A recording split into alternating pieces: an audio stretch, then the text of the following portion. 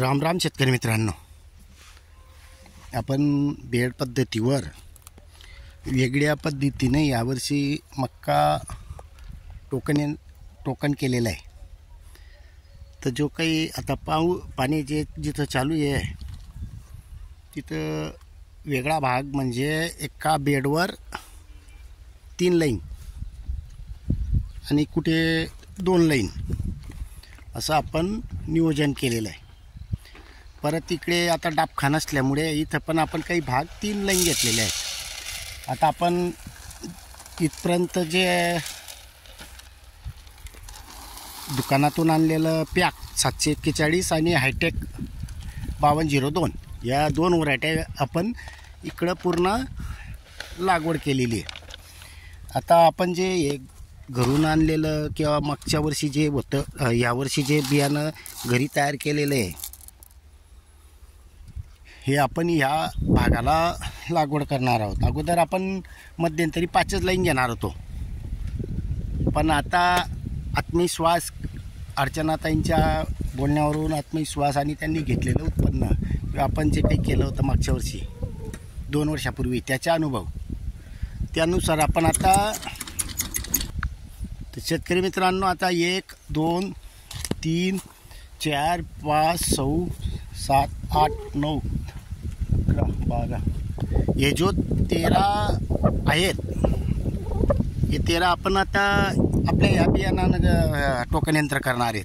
म्हणजे का एका बाजूला घेण्याचे महत्त्वाचे कारण की आपल्या लक्षात येऊन जाणार आहे भुट्टे कसे, काय उगण शक्ती कशी होते, सर्व काही यापुढे आपण याच्यावर जे काही आपल्याला चांगले वाईट काही परिणाम भेटतील हे बघावे लागतील.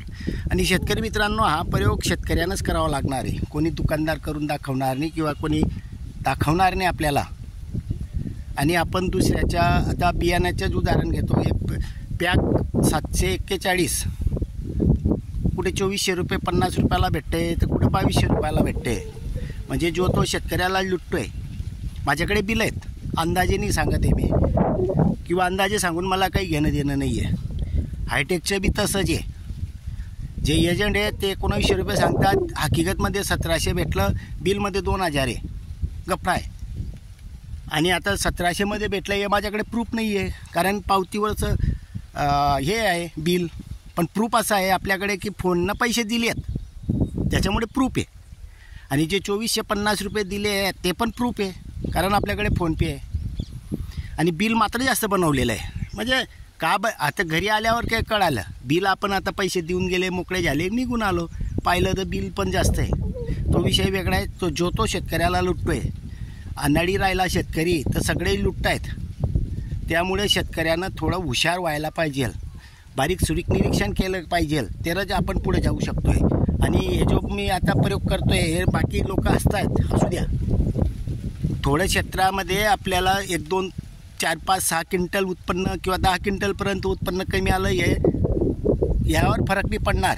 पण भवितव्यात याच्यात सारखं झालं तर बियाणाच्या भवितव्यासाठी प्रत्येक शेतकऱ्याचा फायदा होणार आहे.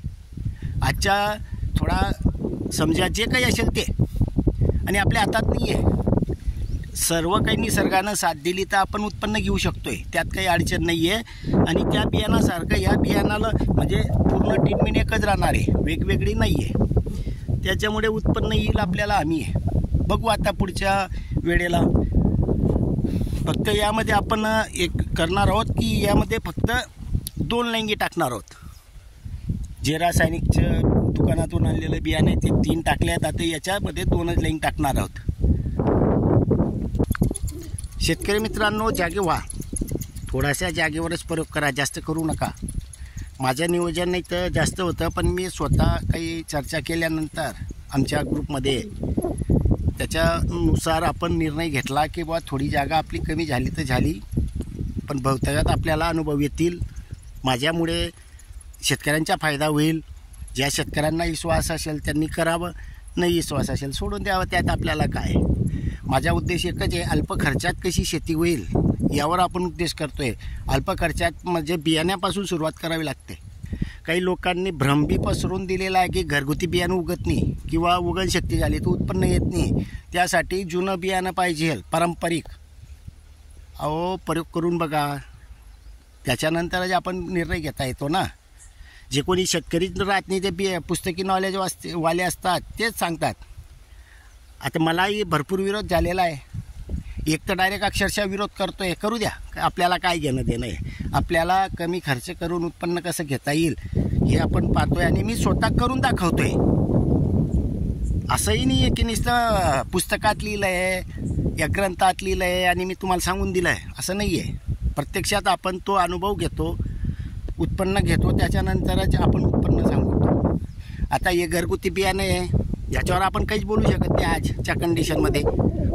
उगणशक्ती सर्व काही आपल्या हातात उत्पन्न येईल. जसं हा मक्का आहे तसा तो मक्का राहील का नाही राहील हे पण आपण दाखवत राहतो. उगण झाल्यानंतर सगळी ट्रीटमेंट आपण दाखवणार आहेत. बघू आता उत्पन्न येतं का नाही येतं. धन्यवाद.